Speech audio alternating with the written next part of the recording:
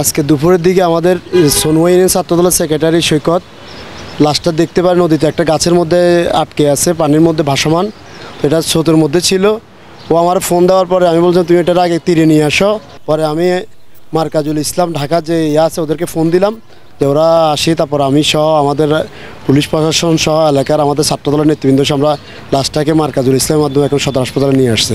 ওনার বয়স আনুমানিক 70+, চুলগুলো সাদা, বৃদ্ধ মহিলা। আমরা আল মার্কাজুল ইসলামী ফেনীতে আমরা শুরু থেকেই কাফন দাফন, লাশ কালেক্ট করা, ত্রাণ, free medical camp, free ambulance service নিয়ে কাজ করতেছি।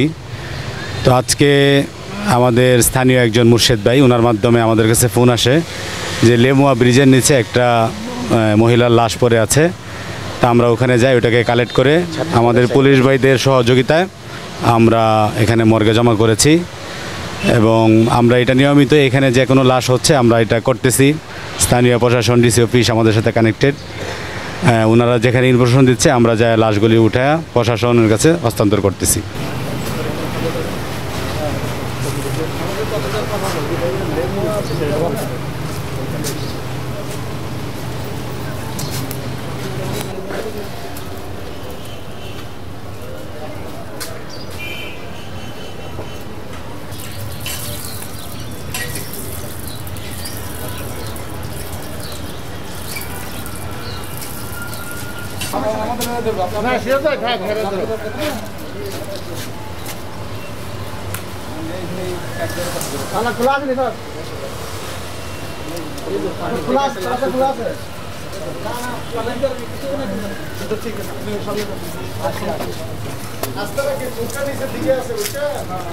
উপর করে দিয়ে আচ্ছা আমাদেরকে একটু সহযোগিতা করতে পারবেন?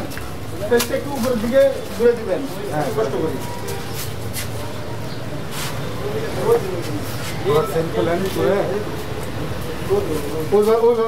একবার উপর করলেই হবে, একবার উপর করলেই হবে, উপর করে লাগবে।